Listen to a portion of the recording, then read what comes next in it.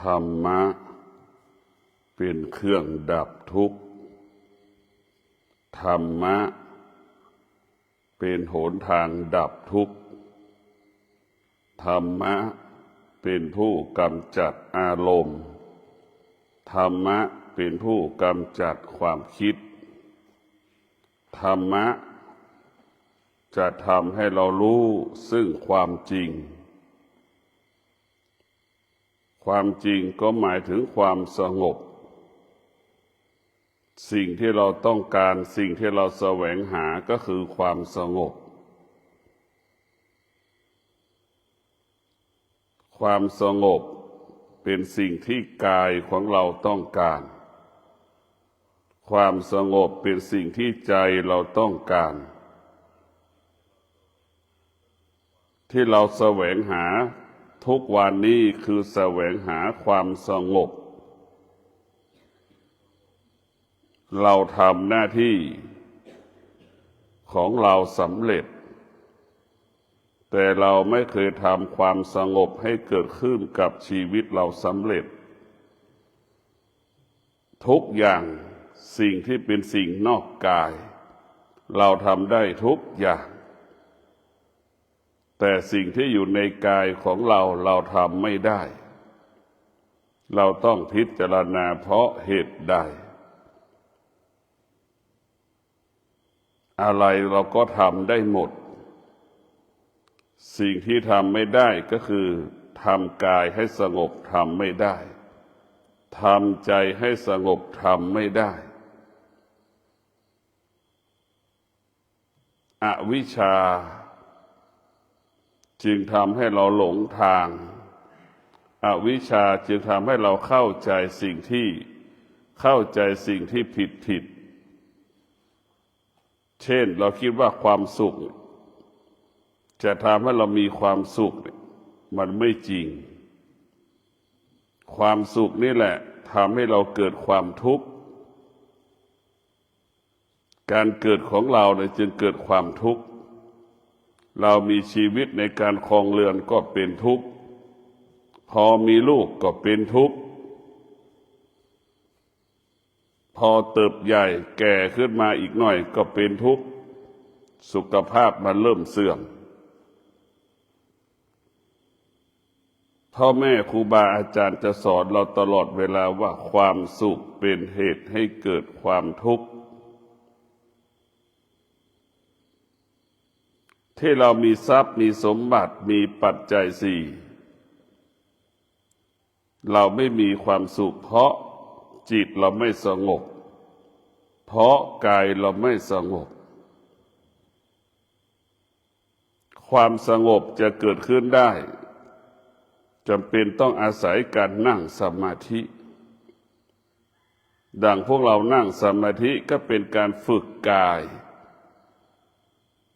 ทั้งชีวิตของเราไม่เคยนั่งขัดสมาธิเราไม่เคยนั่งรูปแบบของการนั่งสมาธิแค่เรามานั่งรูปแบบของการนั่งสมาธิร่างกายเราก็สำแดงอาการเจ็บปวดสำแดงอาการเจ็บตรงโน้นเจ็บตรงนี้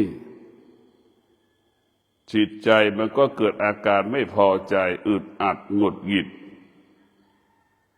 เพราะเรากำลังเริ่มหัดนั่งสมาธิหรือเรากำลังฝึกหัดนั่งสมาธิให้กายกับใจมันคุ้นเคยกับการนั่งสมาธิการนั่งสมาธิก็คือการบังคับกายถ้าภาษาพ่อแม่ครูบาอาจารย์ว่าเราจะมีสัจจะจะนั่งรูปแบบนี้ตั้งแต่นาทีแรกจนถึงครบ30 นาทีเราจะนั่งสมาธิรูปแบบนี้โดยไม่ขยับเท้าขวาไม่ขยับเท้าซ้ายโดยไม่ขยับมือขวาโดยไม่ขยับมือซ้ายนี่แหละคือสัจจะสัจจะก็คือมีสติรู้เราจะไม่ขยับเท้าขวาเท้าซ้ายเราจะไม่ขยับมือขวามือซ้ายเราจะสงบนิ่งนั่งสมาธิในรูปแบบนี้จนครบ30 นาที ถึงจะขยับ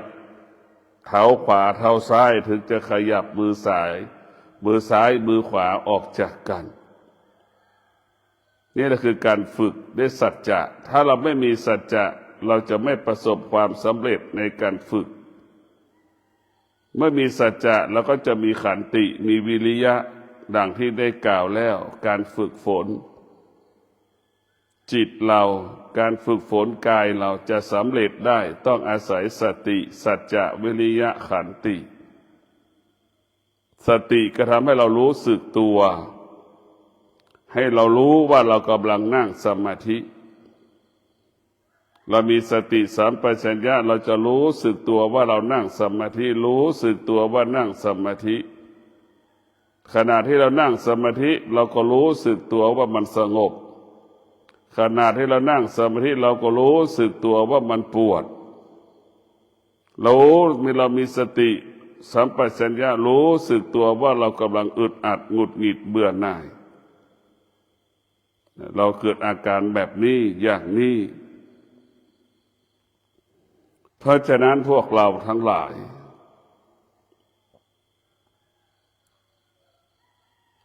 ความสงบเป็นสิ่งอันล้ำค่าสำหรับผู้ที่แสวงหาความดีก็คงหมายถึงความสงบที่เราแสวงหาความดีเรากลับไปแสวงหาสิ่งอื่นๆความดีของมนุษย์ความดีของพระพุทธเจ้าก็คือความสงบมันยิ่งใหญ่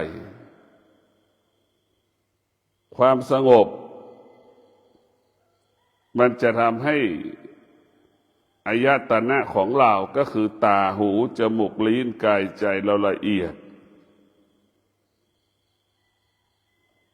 ดวงจิตที่สงบกายที่สงบสุขภาพดีอายุยืนอันนี้เรื่องภายนอกของเราจิตสงบกายสงบมาตัวเราก็เบา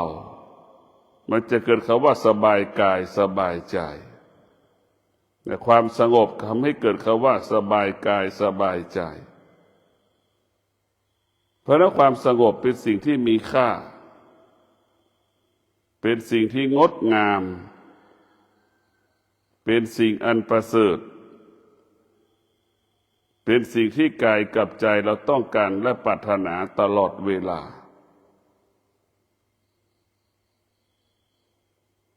ชีวิตของเรา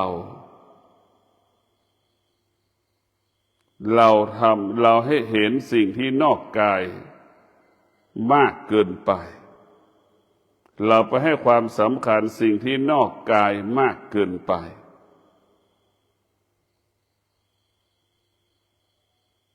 หลักของพระพุทธเจ้าให้ความสำคัญกายกับใจ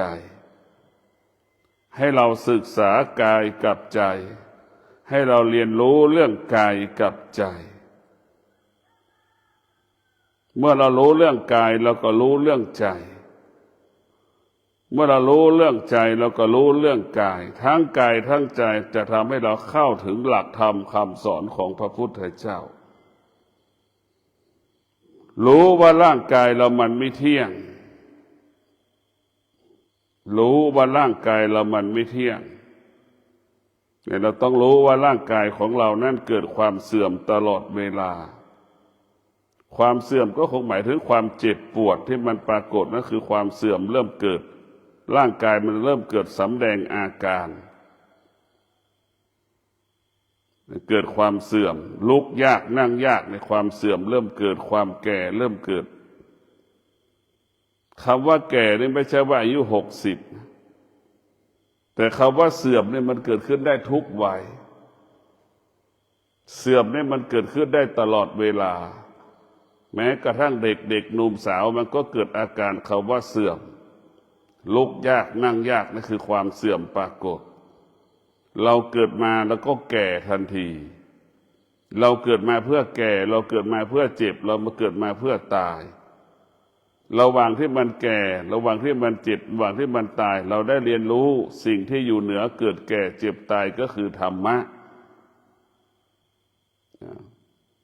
เราระหว่างที่มันจะแก่จะเจ็บจะตายเราก็รู้เรื่องธรรมะธรรมะก็จะบอกให้เราเข้าใจบอกให้เรารู้ให้เราเข้าใจสิ่งคำว่าเกิดแก่เจ็บตายมันเป็นธรรมดาของมันให้เราเข้าใจว่าเกิดแก่เจ็บตายเป็นปกติของมันไม่ต้องวิตกไม่ต้องกังวลไม่ต้องไปให้ความสำคัญว่าเกิดแก่เจ็บตายให้เรารู้เฉยๆว่าแก่เป็นปกติตายก็เป็นปกติเจ็บก็เป็นปกติให้เราเข้าใจเช่นนี้ให้เราเข้าใจว่าเราไม่มีใครหลีกหนีความแก่ความเจ็บความตายไปได้นี่แหละคือธรรมะให้เราเข้าใจ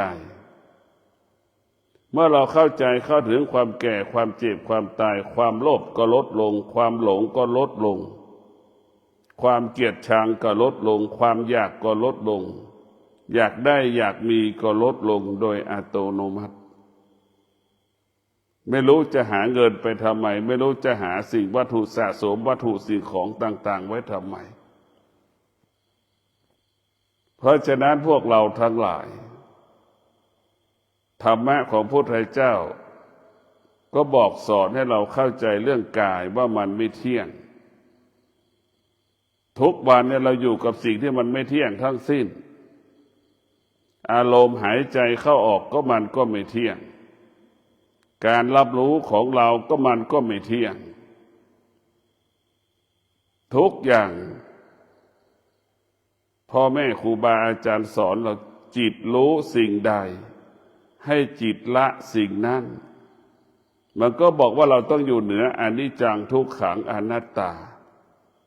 เราจะไม่ตกอยู่ใต้อำนาจอนิจจังทุกขังอนัตตาคนส่วนมากของโลกตกอยู่ใต้อำนาจอนิจจังทุกขังอนัตตาคนทั้งโลกจึงเกิดอาการสำแดงอาการสุขทุกข์ตลอดเวลาคนทั้งโลกอยู่ภายใต้การเปลี่ยนแปลงของอนิจจังทุกขังอนัตตาคนทั้งโลกอยู่ภายใต้การเปลี่ยนแปลงอารมณ์ของตนเองอารมณ์ของบุคคลอื่นคนทั้งโลกอยู่ภายใต้ความคิดของตนเองอยู่ภายใต้ความคิดของบุคคลอื่นธรรมะของพระพุทธเจ้าบอกสอนให้เราพึ่งพาตนเองตนแลเป็นที่พึ่งแห่งตนมันจะเน้นที่ว่าตนแลเป็นที่พึ่งแห่งตนพระพุทธเจ้าก็เป็นแค่ผู้แนะเฉยๆแนะนำสั่งสอนเราได้เราต้องปฏิบัติเองดำรงลงมือปฏิบัติเองถ้าเราไม่ลงปฏิบัติมือเองเราก็จะไม่รู้ความจริงเราจะไม่เห็นความจริงเข้าไม่ถึงความจริงเหมือนเราเดินทางนั่นแหละเมื่อเราเดินแล้วเราจะต้องย่อมถึงจุดหมายเป้าหมายเช่นเดียวกับการนั่งสมาธิเรานั่งทุกวันก็เหมือนเราเดินทางทุกวันโอกาสที่เราจะเห็นธรรมะโอกาสที่จะเห็นความจริงก็มีมากเพราะฉะนั้นพวกเราทุกคนเกิดมาต้องแสวงหาหลักของให้กับชีวิตตนแลเป็นที่พึ่งแห่งตนอย่าได้ไปคิดพึ่งใครอย่าได้เอาชีวิตมอบให้กับใครชีวิตของเราต้องดูแลเราต้องรักษา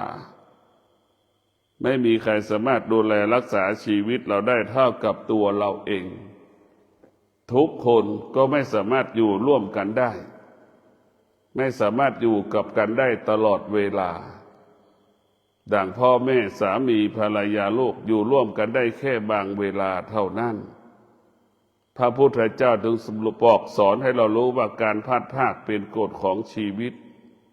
เช่นเราออกจากพ่อแม่มาปฏิบัติธรรมการพลัดพรากก็เกิดเราออกจากบ้านมาไม่ได้อยู่กับครอบครัวการพลัดพรากก็เกิดให้เราเข้าใจความจริงของชีวิตว่ามนุษย์เป็นเช่นนี้ แต่มนุษย์ไม่ยอมพัดภาคมนุษย์กลับยึดมั่นถือมั่น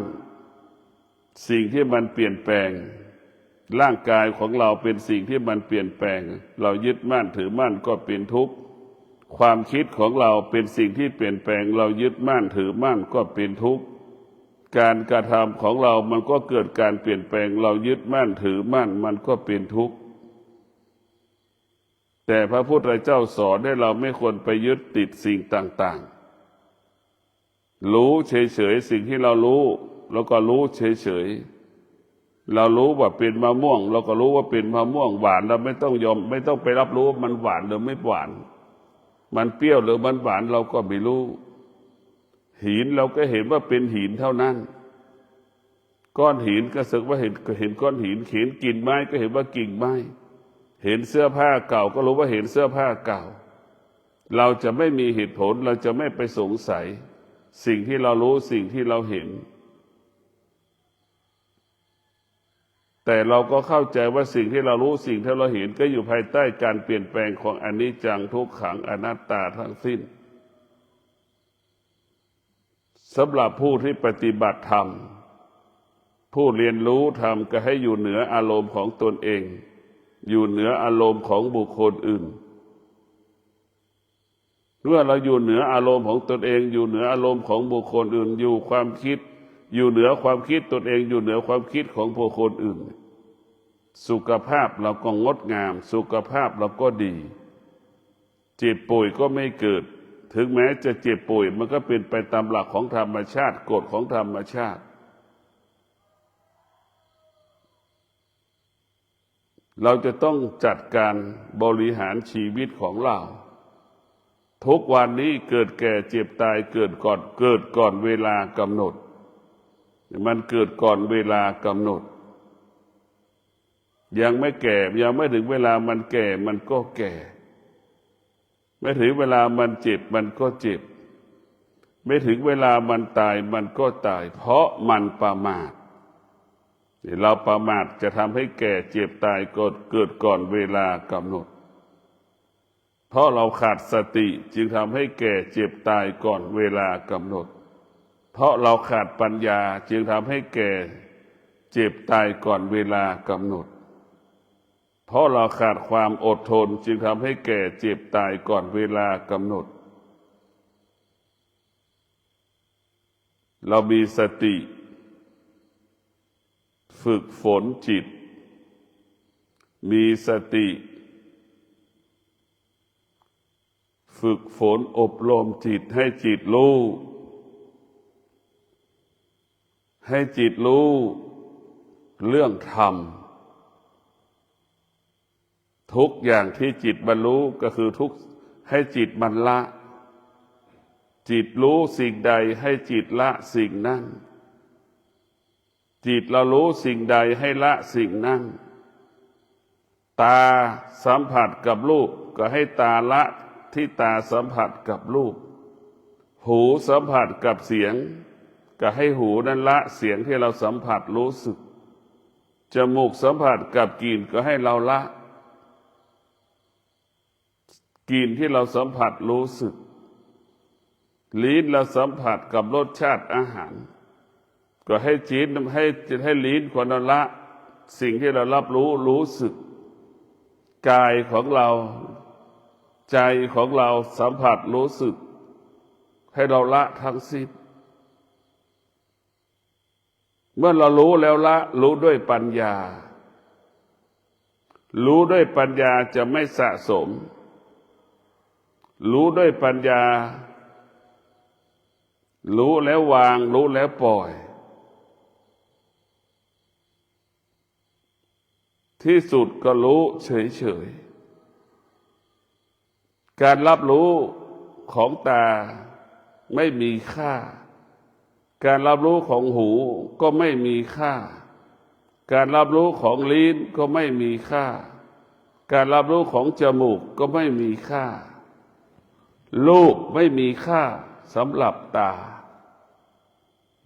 เสียงไม่มีค่าสำหรับจมูกกับหูของเรา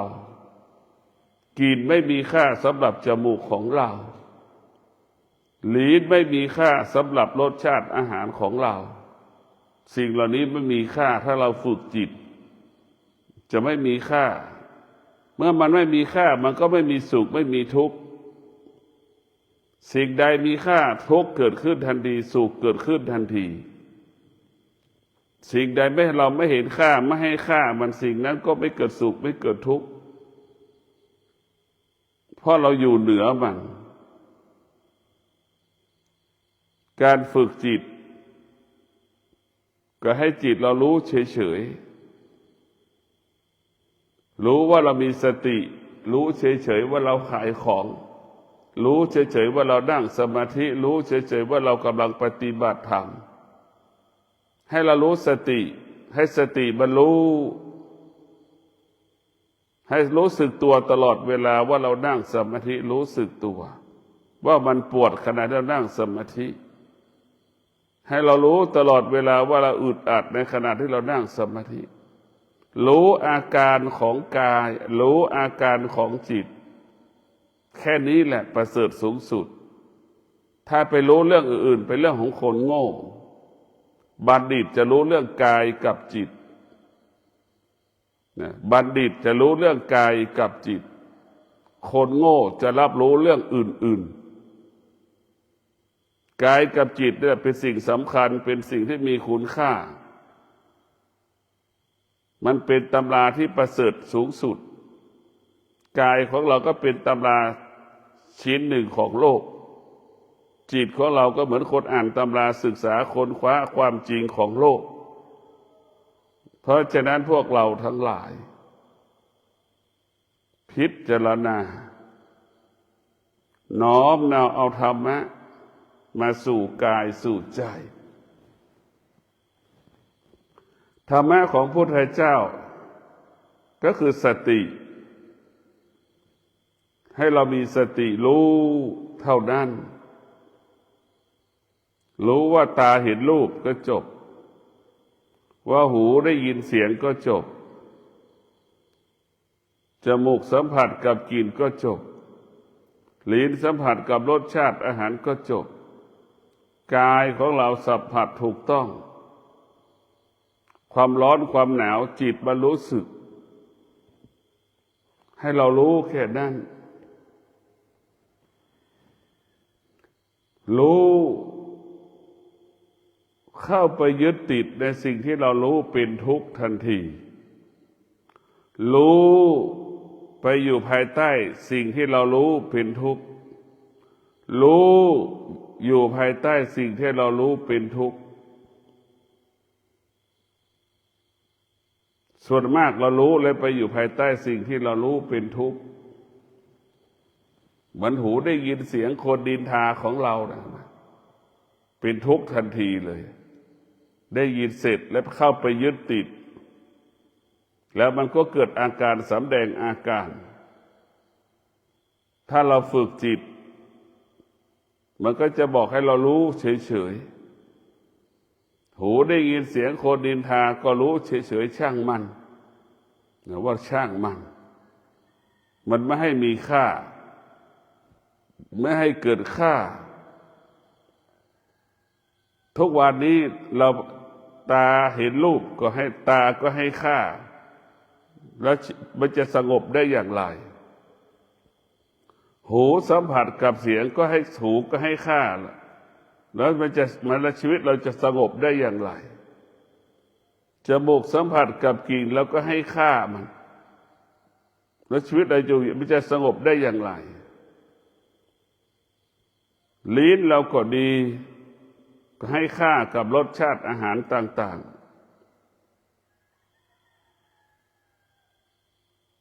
แม้กระทั่งกายเราไปสัมผัสกับวัตถุสิ่งของต่างๆเราก็ให้ค่ามันความรู้สึกที่เกิดขึ้นกับจิตก็ให้ค่ามันเราไม่ควรให้ค่าสิ่งที่เรารู้ทั้งสิ้นสิ่งที่มีค่าสำหรับเราก็คือลมหายใจเข้าลมหายใจออกเป็นสิ่งที่มีค่าสำหรับบัณฑิตผู้ปฏิบัติธรรมผู้รู้ธรรมสิ่งที่มีค่าก็คือลมหายใจเข้าลมหายใจออก คือลมหายใจเข้าลมหายใจออกกินเวลาผู้ที่ได้เห็นธรรมผู้ที่บรรลุธรรมอร่อยก็ไม่มีค่าหอมเหม็นก็ไม่มีค่าร้อนหนาวก็ไม่มีค่ารู้แต่ไม่ให้ค่ามันไม่มีค่าสำหรับดวงจิตที่บรรลุธรรมที่เห็นธรรมเพราะเข้าใจว่าเป็นธรรมชาติเพราะว่าเข้าใจว่ามันเป็นปกติของมันเป็นเช่นนี้มันเป็นแบบนี้ของมันให้เราเข้าใจธรรมจิตฝึกมันจะรู้โดยธรรมชาติของมันจิตของเรามันฝึกฝนมันจะไม่สะสมวัตถุสิ่งของต่างๆจิตเข้าถึงธรรมมันจะไม่สะสมอารมณ์ความรู้สึกมันสลัดสิ่งที่เรารู้สึก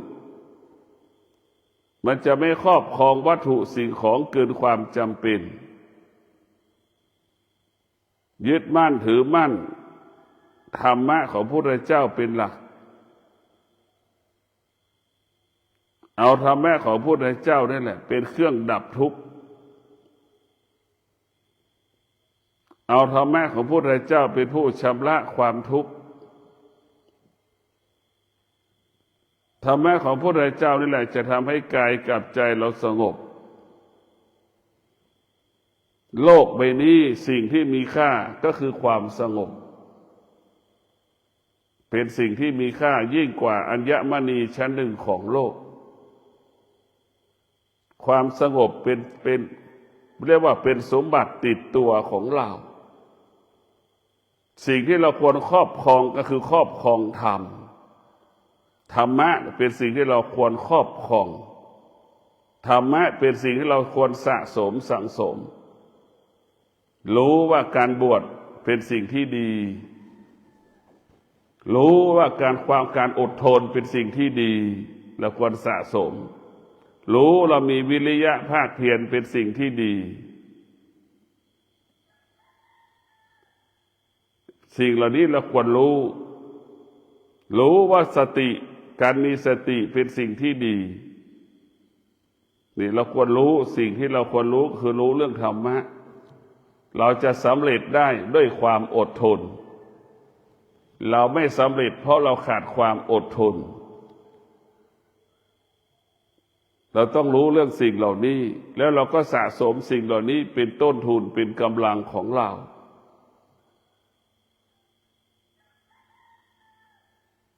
ชีวิตตกอยู่ใต้อำนาจอารมณ์ของตนเองตกอยู่ใต้อำนาจอารมณ์ของบุคคลอื่นจนเราตายผู้ที่ได้ไม่ฝึกจิตก็ตกอยู่ใต้อำนาจอารมณ์ของตนเองอารมณ์ของบุคคลอื่นบุคคลที่ฝึกจิตก็จะให้จิตเราอยู่เหนืออารมณ์ของตนเองอยู่เหนืออารมณ์ของบุคคลอื่นเรามีครอบครัวเรามีภรรยาเราก็จะอยู่เหนือภรรยาของตนเองเรามีพ่อมีแม่เราก็อยู่เหนืออารมณ์ของพ่อแม่เราจะไม่ตกอยู่ใต้อำนาจบุคคลใดบุคคลหนึ่ง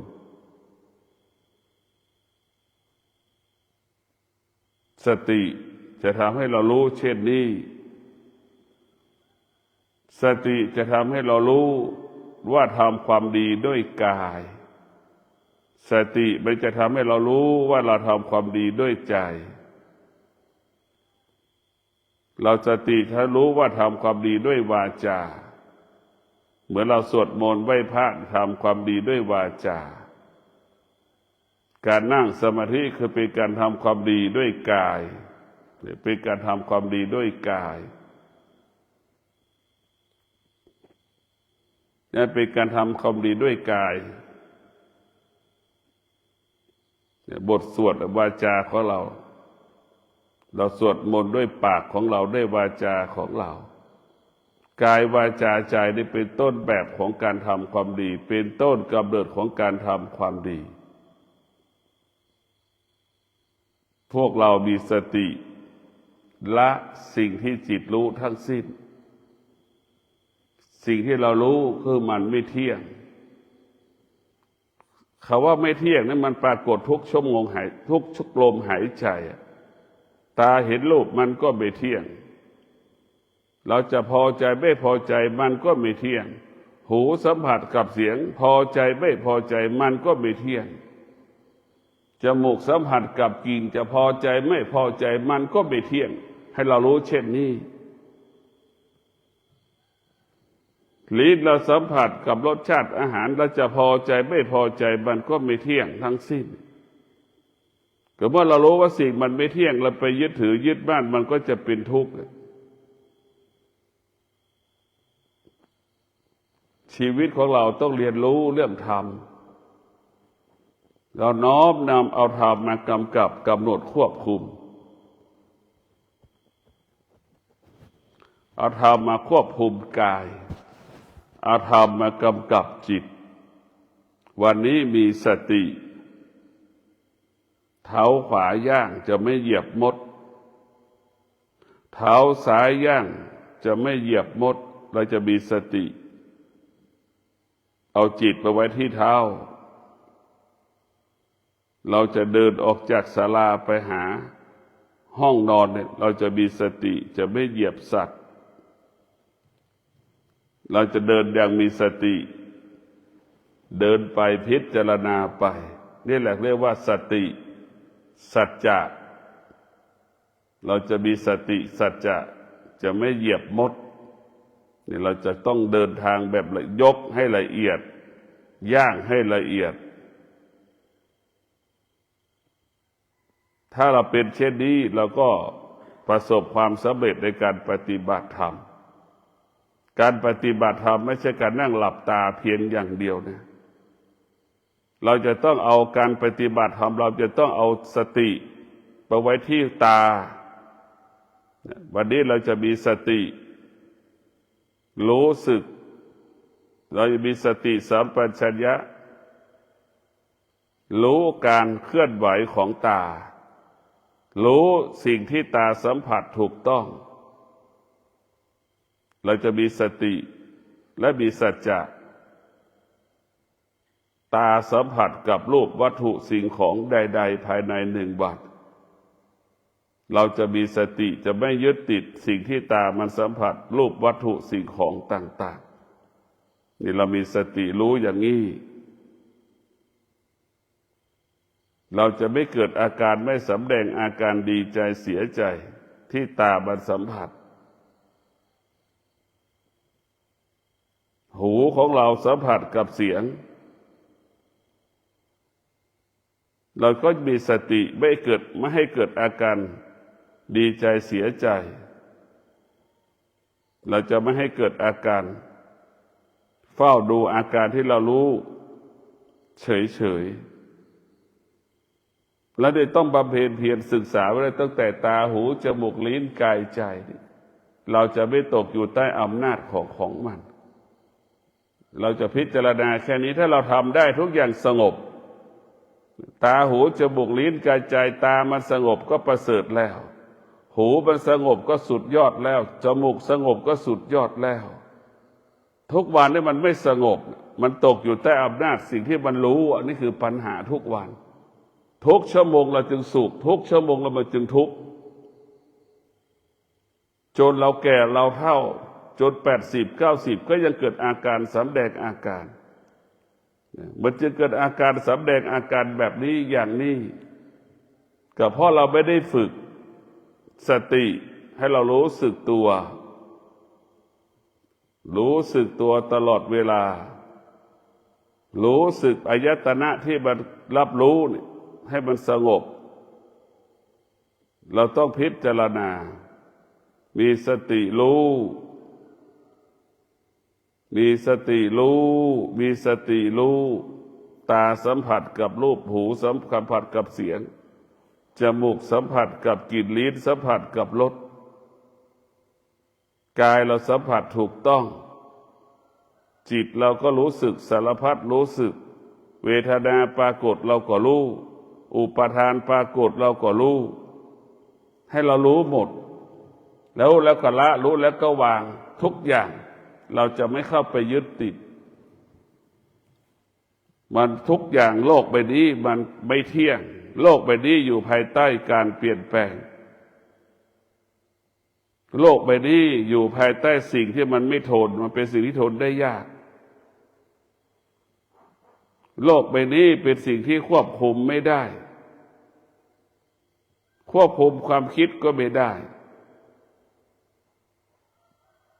หากเรามีสติเราจะควบคุมความคิดได้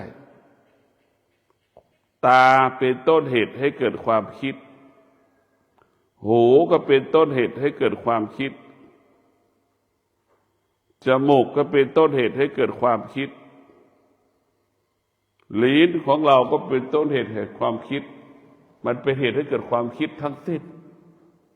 คิดเองเองชอบใจไม่ชอบใจเป็นความคิดทั้งสิ้นนี่แหละเราจะต้องดับสุขเกิดขึ้นที่ไหนทุกข์ก็เกิดขึ้นที่นั่นแล้วก็ต้องดับที่นั่นรู้สิ่งใดแล้วก็ดับสิ่งนั้นรู้ตัวรู้ด้วยปัญญาก็คือน้ำตัวรู้ของธรรมชาติก็คือไฟแล้วก็เอาน้ำไปดับไฟส่วนมากเราจะรู้เรื่องธรรมชาติมากกว่ารู้เรื่องธรรมะเรารู้เรื่องการศึกษามากกว่ารู้เรื่องปัญญาการศึกษาเรารู้เรื่องความคิดของคนอื่นเอาความคิดของคนอื่นมาใส่ในสมองเราหมดแต่ถ้าเรารู้เรื่องธรรมะรู้จากการภาวนาจะรู้เรื่องการสะสมเก็บเกี่ยวที่เราทำการภาวนาก็เหมือนเด็กทารกแรกเกิดใช่ไหมมันจะต้องเรียนรู้ตั้งแต่คลานตั้งแต่นอนมันจะดิ้นมันจะคว่ำมันจะเดินกว่ามันจะเดินคล่องเดินมั่นคงนั่นแหละการภาวนาเราก็เป็นเช่นนั้นเหมือนทารกแรกเกิดมันเริ่มเติบโต1 เดือน2 เดือน3 เดือน4 เดือน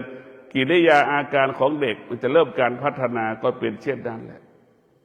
จนถึงที่สุดมันก็วิ่งได้เดินได้จนที่สุดมันก็เถียงพ่อเถียงแม่ได้เห็นไหมจนถึงที่สุดก็โต้แย้งกับพ่อกับแม่ได้จนถึงที่สุดก็ทำให้แม่ร้องไห้เสียใจได้นะนั่นแหละคือการพัฒนาก็เป็นเช่นนั้นเหมือนเด็กทารกแรกเกิดการภาวนาของเราก็เรียนรู้แบบนั้นให้หมดให้สิ้นให้มันรู้ทุกเรื่องสิ่งที่มันเกิดก็คือสิ่งที่มันดับสิ่งที่มันดับก็คือสิ่งที่มันเกิดพ่อแม่ครูบาอาจารย์เรียกว่าเกิดดับเกิดดับเกิดดับตลอดเวลาคืออานุภาพของธรรมะนั้นมีพลังธรรมะได้มีพลังและมีอานุภาพธรรมะเป็นภาษาของจิตถึงแม้เราจะอ่านภาษาบาลีไม่ได้ถึงแม้เราจะอ่านภาษาไทยไม่ได้แต่เรานั่งสมาธิคำตอบได้รับเสมอเหมือนกันหมดเรานั่งสมาธิธรรมะนี่เป็นผู้ตอบโจทย์ชีวิตเราได้ธรรมะเป็นภาษาของจิตธรรมะจะเกิดตอนที่เรานั่งสมาธินั่นแหละเราจะรู้อย่างละเอียดสิ่งที่เรารู้ถ้าเรารู้แล้วสิ่งที่เรารู้เราก็จะละสิ่งที่เรารู้โดยธรรมชาติของมันก็ขอให้ท่านทั้งหลายมีสติ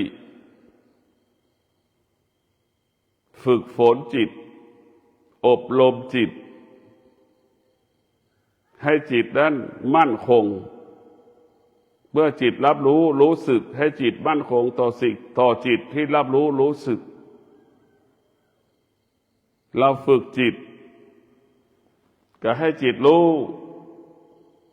สิ่งที่จิตรู้ว่ามันไม่เที่ยงทั้งสิ้นและเราก็ละสิ่งที่มันไม่เที่ยงทั้งสิ้นทั้งกายทั้งใจก็สงบเรียกว่าสบายกายสบายใจขอความสุขสวัสดีจงเกิดแก่ท่านทั้งหลายมีสติ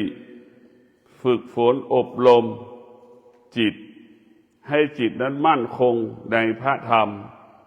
ให้จิตนั้นเห็นพระธรรมเป็นเครื่องดับทุกข์เห็นพระธรรมเป็นเครื่องชำระกายใจให้สะอาดบริสุทธิ์หมดจดผ่องใสเห็นพระธรรมเอาพระธรรมมาเป็นสารณะของชีวิตตนและเป็นที่พึ่งแห่งตนขอเจริญพร